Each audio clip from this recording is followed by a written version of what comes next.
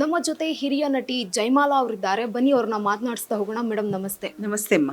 Madam, ಈಗ ರಾಜ್ಯದಲ್ಲಿ ಎದ್ದಿರುವಂತಹ ವಿವಾದಾತ್ಮಕ ಹೇಳಿಕೆ ಚೇತನ್ ಅಹಿಂಸಾ ಅವರು ಒಂದು ರಾಜ್ಕುಮಾರ್ ಅವರ ವಿರುದ್ಧವಾಗಿ ಮಾತನಾಡಿದ್ದಾರೆ. ಏನು ಹೇಳ್ತೀರಾ? ಯಾಕಂತಂದ್ರೆ ನಟ ಸಾರ್ವಭೌಮ ಅವರು ಅವ್ರ ವಿರುದ್ಧವಾಗಿ ಸ್ಮಾರಕದ ವಿರುದ್ಧವಾಗಿ ಮಾತನಾಡಿದ್ದಾರೆ. ನೋವಿನ ಸಂಗತಿ ಅಮ್ಮ. ಬುದ್ಧಿ ಇದ್ದು ಮಾತಾಡಿದ್ರು, ಬುದ್ಧಿ ಇಲ್ಲದೆ ಮಾತಾಡಿದ್ರು ಗೊತ್ತಿಲ್ಲ. ಆದರೆ ಈಗ ನನಗನ್ಸುತ್ತೆ ಅತಿ ಬುದ್ಧಿವಂತಿಕೆಯಿಂದ ಮಾತಾಡಿದ್ದಾರೆ ಅಂತ. ಕ್ಷಮೆ ಕೇಳೋ ಥರ ಕೇಳ್ತಾರೆ, ಕೇಳದೆ ಇದ್ದಂಗೆ ಮಾಡ್ತಾರೆ. ಕೆಲವು ಸಲ ಪಾಕಿಸ್ತಾನ್ ಜಿಂದಾಬಾದ್ ಅಂತ ಹೇಳಿರ್ತಕ್ಕಂಥ ವ್ಯಕ್ತಿ ವಿವಾದ ಹುಟ್ಟಿಸೋದ್ರಲ್ಲಿ ಯಾರು ನಮ್ಮ ದೇಶದಲ್ಲಿ ಯಾರು ಕೂಡ ಈ ಥರ ಯಾವುದನ್ನು ಹುಟ್ಟಿಸಲ್ಲ. ಈ ಥರನಷ್ಟು ವಿವಾದ ಹುಟ್ಟಿಸೋ ವ್ಯಕ್ತಿ ಆತಂಕಕಾರಿ ವ್ಯಕ್ತಿ ಈತ. ನಿಜವಾಗ್ಲೂ ಆತಂಕಕಾರಿ ವ್ಯಕ್ತಿ. ರಾಜ್ಕುಮಾರ್ ಅವ್ರ ಬಗ್ಗೆ ಇವ್ರು ಯಾಕಮ್ಮ ಮಾತಾಡಬೇಕು? 20 ವರ್ಷ ಆಗಿದೆಮ್ಮ ರಾಜ್ಕುಮಾರ್ ಅವ್ರನ್ನ ನಾವು ಕಳ್ಕೊಂಡು. ಅವರಷ್ಟಕ್ಕೆ ಅವರ ಅಭಿಮಾನಿಗಳು ಲಕ್ಷಾಂತರ ಜನ ಬರ್ತಾರೆ. ಅಲ್ಲಿ ಬಂದು ಅಲ್ಲಿ ಬದುಕುವಾಗ ಸಂತನ ಹಾಗೆ ಬದುಕಿ ದೇವತಾ ರೂಪ ಪಡ್ಕೊಂಡಿದ್ದಾರೆ. ದೇವ್ರ ಹಾಗೆ ಕಾಣ್ತಾರೆ ಜನರು ಅವರನ್ನ. ಅಂಥ ವ್ಯಕ್ತಿ ಬಗ್ಗೆ ಮಾತಾಡೋಕ್ಕೆ ಇವ್ರಿಗೆ ಏನು ಅಧಿಕಾರ ಇದೆ ಅಮ್ಮ ಹೇಳಿ? ರಾಜ್ಕುಮಾರ್ ಅವ್ರಿಗೆ 2.5 ಎಕರೆ ಜಾಗ ಕೊಡಿ ಅಥವಾ ಅಲ್ಲಿ ಮಲಗಿಸಿ ಕಂಠೀರವದಲ್ಲಿ ಅಂತ ಅವ್ರ ಕುಟುಂಬ ಕೇಳ್ತಾ? ಹೇಳಿ, ಯಾರು ಕೇಳಿದ್ರು?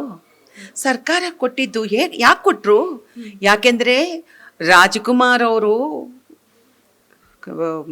ಅವರ ಸಾವಾದಾಗ ಅವರ ಅಭಿಮಾನಿಗಳೇ ಅವ್ರನ್ನ ಎತ್ಕೊಂಡು ಹೋಗ್ಬಿಟ್ಟಿದ್ರು. ಈ ಇತಿಹಾಸನೇ ಗೊತ್ತಿಲ್ಲ ಈ ಪುಣ್ಯಾತ್ಮಂಗೆ. ಈ ಮನುಷ್ಯನ್ಗೆ ಏನಾದರೂ ಗೊತ್ತಿದೆಯಾ? ಅದು ಜನರ ಸೊತ್ತಾಗಿ ನಮ್ದು ರಾಜ್ಕುಮಾರು ನಾವು ತಡ್ಕೊಳಕ್ಕಾಗಲ್ಲ, ರಾಜ್ಕುಮಾರ್ ನಮ್ಮನ್ನು ಬಿಟ್ಟು ಹೋದ್ರು ಅಂತ ಅವ್ರನ್ನ ಪ್ಯಾಲೇಸ್ ಗ್ರೌಂಡ್ಗೆ ಎಳ್ಕೊಂಡು ಹೋಗ್ಬಿಟ್ಟಿದ್ರು ಮನೆಯಿಂದ. ಅದನ್ನು ನೋಡಿ ಸರ್ಕಾರ ಯಾರ ಸೊತ್ತು? ರಾಜ್ಕುಮಾರ್ ಯಾರ ಸೊತ್ತು? ಸಾರ್ವಜನಿಕರದು. ರಾಜ್ಕುಮಾರ್ ಅಭಿಮಾನಿಗಳು ಅವರನ್ನು ದೇವರು ಅಂತ ಹೇಳಿದ್ರು, ರಾಜ್ಕುಮಾರ್ ಅಭಿಮಾನಿಗಳನ್ನು ದೇವರು ಅಂತಂದ್ರು.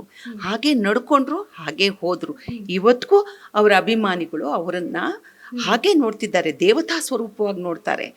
ಅಂಥ ವ್ಯಕ್ತಿ ಇನ್ನು 2 ವರ್ಷ, ಇದು 26, 29ಕ್ಕೆ 100ನೇ ವರ್ಷ ಅಮ್ಮ. 100ನೇ ವರ್ಷದಲ್ಲಿ ಈ ಥರ ಮಾತುಗಳನ್ನು ನಾವು ಕೇಳಬೇಕಾ? ಹೇಳಿ ನೋಡೋಣ. ಯಾವ ಥರದ ಹೇಳಿಕೆಗಳನ್ನೆಲ್ಲ ನೀಡ್ತಿದ್ದಾನೆ ಈ ಅಪ್ಪ. ಇವರಿಗೆ ಸ್ವಲ್ಪ ಕೂಡ ಪ್ರಜ್ಞೆ ಇಲ್ಲ. ಮೇಡಮ್, ಈಗ ಚೇತನ್ ಅಹಿಂಸಾ ವಿರುದ್ಧ ಯಾವ ರೀತಿಯಾದಂತಹ ಒಂದು ಕ್ರಮವನ್ನು ತೆಗೆದುಕೊಳ್ತೀರಾ? ಯಾಕಂತಂದ್ರೆ ಅವರು ಕೂಡ ಕನ್ನಡದ ನಟರಾಗಿದ್ದವರು. ಕನ್ನಡದ ಒಬ್ಬ ಹಿರಿಯ ನಟನಿಗೆ, ಕನ್ನಡದ ಚಿತ್ರರಂಗಕ್ಕೆ ಅಡಿಪಾಯ ಹಾಕದಂಥವರೇ ರಾಜ್ಕುಮಾರ್ ಅವರು. ಅವ್ರ ವಿರುದ್ಧವಾಗಿ ಮಾತನಾಡಿದ್ದಾರೆ. ಅಮ್ಮ, ನೀವು ಒಂದು ಅರ್ಥ ಮಾಡ್ಕೊಳ್ಳಿ. ಈತ ಹುಟ್ಟಿರೋದು 83ನೇ ಇಸ್ವಿ. ಚಿಕಾಗೋದಲ್ಲಿ, ಅಮೇರಿಕಾದಲ್ಲಿ ಎಲ್ಲೋ ಒಂದು ಕಡೆ ಹುಟ್ಟಿದ್ದಾರೆ. ಇಲ್ಲಿ ಲಾಭಕ್ಕೋಸ್ಕರ ಇಲ್ಲಿಗೆ ಬಂದರು. ಈ ಇಂಡಸ್ಟ್ರಿ ಈತನ ಬಂದಾಗ ಆತನ ಸಿನಿಮಾದಲ್ಲಿ ಬರಮಾಡ್ಕೊಳ್ತು. ನಂತರದ ದಿನಗಳಲ್ಲಿ ಈತಂದು ಕೊಡುಗೆನೇ ಇಲ್ಲ. ಈತ ಹೇಳಿ ಇವತ್ತು ಅವ್ರದ್ದೇನು ಕೊಡುಗೆ ಇದೆ ಇಲ್ಲಿ? ಏನಿಲ್ಲ. ಈಗೇನಂದರೆ ಒಂದಷ್ಟು ಭಾಷೆ ಬರುತ್ತೆ, ಒಂದಷ್ಟು ಹೋರಾಟದಲ್ಲಿ ಏನೋ ತನ್ನನ್ನು ತಾನು ತೋರಿಸ್ಕೊಳ್ಳೋಕ್ಕೋಸ್ಕರ ಏನೋ ಮಾಡ್ತಿದ್ದಾರೆ. ಆದರೆ ಒಳ್ಳೇದಕ್ಕೆ ಅದನ್ನು ಬಳಸ್ಕೊಂಡಿದ್ರೆ ನಮ್ಗೆ ಹೆಮ್ಮೆ ಅಲ್ವಾ? ಒಬ್ಬ ಕಲಾವಿದ ಪಾಸಿಟಿವ್ ಆಗಿ ಬೆಳಿಬೇಕು. ಒಬ್ಬ ಕಲಾವಿದ ತನ್ನನ್ನು ಬೆಳೆಸಿ ಇಂಡಸ್ಟ್ರಿನ ಬೆಳೆಸಿದವರು ರಾಜ್ಕುಮಾರು. ಈ ಕನ್ನಡ ಚಿತ್ರರಂಗ ಇಷ್ಟು ಎತ್ತರಕ್ಕೆ ಬಂದಾಗ ಬರೋದಕ್ಕೆ ಕಾರಣಕರ್ತರು. ಅವ್ರ ಕೊಡುಗೆಗಳೇನು ಕಡಿಮೆನಾ? ಕೊಡುಗೆ. ಈ ಇಂಡಸ್ಟ್ರಿಗೆ ಯಾವುದೇ ತೊಂದರೆ ಆದಾಗ ಭಾಷೆಗೆ, ನೆಲಕ್ಕೆ, ಜಲಕ್ಕೆ, ಮನುಷ್ಯನಿಗೆ, ಯಾರು ಜೊತೆಗೆ ಹುಟ್ಟಿದಂಥ ಬೆಳೆದಂಥ ಕಲಾವಿದರಿಗೂ ನೋವಾದರೂ ಕೂಡ ಹೊರಗಡೆ ಬಂದು ನಿಂತು ಅವರಿಗೆ ಇಂಡಸ್ಟ್ರಿಗೋಸ್ಕರ ಕೇಳೋರು. ಅವ್ರ ಹೆಂಡತಿ ಪ್ರತಿ ಬೆಳಗಿನ ಜಾವ 5 ಗಂಟೆಗೆ ಎದ್ದು ಬಂದು ಸರ್ಕಾರದಲ್ಲಿ ಹೋಗ್ಬಿಟ್ಟು ಚಿತ್ರರಂಗಕ್ಕೆ ಈಗ ಬೇಕು ಅಂತ ಕೇಳುವಂಥವ್ರು. ಆ ಕುಟುಂಬದ ಬಗ್ಗೆ ಮಾತಾಡಬೇಕಾದ್ರೆ ನಿಮಗೆ ನಾಲ್ಗೆ ಬಿಗಿ ಹಿಡ್ದು ಮಾತಾಡ್ಬೇಡ. ನಾವು ಹೆಂಗೆ ಮಾತಾಡ್ತಾರಮ್ಮ ಅವರು? ತಪ್ಪು ಅವ್ರು ಮಾತಾಡಿದ್ದು, ಅವ್ರು ಕ್ಷಮೆ ಕೇಳಬೇಕು.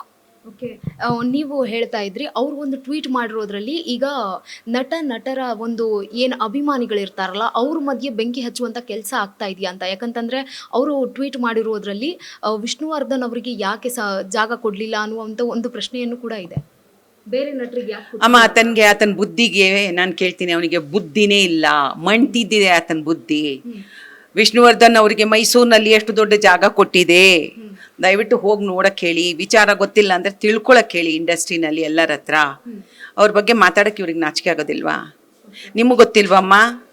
ಈಗ ನಾನು ಕೇಳ್ತೀನಿ, ವಿಷ್ಣುವರ್ಧನ್ ಅವ್ರಿಗೆ ಜಾಗ ಕೊಟ್ಟಿಲ್ವಾ? ಮತ್ತೆ ಅದನ್ನು ಕೇಳಕ್ಕೆ ಇವ್ರು ಯಾರು? ಅಲ್ಲ ರಾಜ್ಕುಮಾರಿಗೆ ಕೊಟ್ಟಿದ್ಯಾ ವಿಷ್ಣುವರ್ಧನ್ ಕೊಟ್ಟಿದ್ಯಾ ಅಂತ ಇವಾಗ ಯಾಕಯ್ಯ ಬಂದು ಕೇಳ್ತೀಯಾ? ಅವತ್ತೆಲ್ಲಿದ್ದೆ ನೀನು ಹೇಳಿ.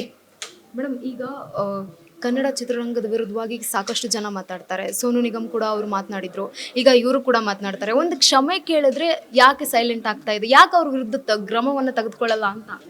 ಅಮ್ಮ ಒಂದೇ ಹೇಳ್ತೀನಿ ಕೇಳಿ, ಕ್ಷಮೆ ಕೇಳಬೇಕು ಅಂದರೆ ಭೌತಿಕವಾಗಿ ನೀವು ಬೆಳೆದಿರ್ಬೇಕಾಗತ್ತೆ. ಮನುಷ್ಯ ಯಾವತ್ತೂ ಕೂಡ ಕ್ಷಮೆಯನ್ನು ಕೇಳುವುದು ಅಂತಂದರೆ ಅವನು ತಾನು ಇರುವ ಜಾಗದಿಂದ ಒಂದಷ್ಟು ಎತ್ತರಕ್ಕೆ ಹೋಗಿ ಬೆಳೆದು ಅವನ ಆಲೋಚನೆ ಮಾಡಿ ತನ್ನ ಆತ್ಮವಿಮರ್ಶೆ ಮಾಡಿಕೊಂಡು ನಾನು ಮಾತಾಡಿರೋದು ತಪ್ಪು ಅಂತ ಅವನಿಗೆ ಅನಿಸಿದಾಗ ಆತ ಕ್ಷಮಾಪಣೆಯನ್ನು ಕೇಳ್ತಾರೆ. ಆಯಿತಾ? ಸೊ ಅವರು ಕ್ಷಮಾಪಣೆಯನ್ನು ಕೇಳ್ತಾರೆ. ಸೊ ಆ ಥರ ಕ್ಷಮಾಪಣೆಯನ್ನು ಕೇಳೋಕೆ ಅವನಿಗೆ ಎಲ್ಲಮ್ಮ ಇದೆ ಬುದ್ಧಿ ಇಲ್ಲ. ಮೇಡಮ್ ಒಂದು ವೇಳೆ ಕ್ಷಮೆ ಕೇಳಿದ್ರು ಕೂಡ ನಿಮ್ಮ ಒಂದು ಕ್ರಮ ಯಾವ್ದು ವಿರುದ್ಧವಾಗಿರುತ್ತೆ ಅವ್ರ ವಿರುದ್ಧ? ಅಮ್ಮ ನಾವು ಕೇಳೋದಿಷ್ಟೇ, ಇಲ್ಲಿ ನಮ್ಮದು ಯಾವುದು ವ್ಯಕ್ತಿಗತವಾದಂಥ ಪ್ರತಿಷ್ಠೆಗಳಿಲ್ಲಮ್ಮ. ಜನರಿಗೆ ನೋವಾಗಿದ್ದು ಅಂತ ಇದೆ ನೋಡಿ, ಜನರ ಭಾವನೆಗೆ ಅವರು ಧಕ್ಕೆ ತಂದಿರ್ತಕ್ಕಂಥದ್ದು ಇರುತ್ತೆ ನೋಡಿ, ಅದನ್ನು ನಾವು ಕ್ಷಮಿಸೋಕ್ಕಾಗಲ್ಲ. ನಾವು ಜನರ ಪರ ನಿಂತ್ಕೋತೀವಿ. ಓಕೆ ಮೇಡಮ್, ನೀವು ಕೂಡ ರಾಜ್ಕುಮಾರ್ ಅವರನ್ನ ತುಂಬಾ ಹತ್ತಿರದಿಂದ ನೋಡಿರ್ತೀರಾ. ಅವರ ಒಂದು ಸರಳತೆ ಹೇಗಿತ್ತು ಅಂತ? ಏನಮ್ಮ, ಇಡೀ ಜಗತ್ತಿಗೆ ಗೊತ್ತಿದೆ ರಾಜ್ಕುಮಾರ್ ಅಂತಂದರೆ ಸರಳತೆ ಅಂದರೆ ರಾಜ್ಕುಮಾರ್ ಅವರು ಒಂದು ಸಣ್ಣ ಮಗು ಅಲ್ಲ, ಒಂದು ಇರುವೆಯನ್ನು ಕೂಡ ನಡೆಯುವಾಗ ಎಲ್ಲಾದರೂ ನನ್ನಿಂದ ತೊಂದರೆ ಆಗುತ್ತೆ ಅಂತ ಯೋಚನೆ ಮಾಡುವಂಥ ಜೀವ. ಅದರಿಂದಾಗಿ ನಮ್ಮ ಪುಣ್ಯ ಅಮ್ಮ, ಇಡೀ ಇಂಡಸ್ಟ್ರಿಯಲ್ಲಿ ಅವರು ಭಾರತದಲ್ಲಿ ಅದರಲ್ಲೂ ಕರ್ನಾಟಕದಲ್ಲಿ ಕನ್ನಡ ಚಿತ್ರರಂಗಕ್ಕೆ ಅವರು ಬಂದಿರೋದು ನಮ್ಮ ಪುಣ್ಯ. Thank you madam. ವೆಲ್ಕಮ್.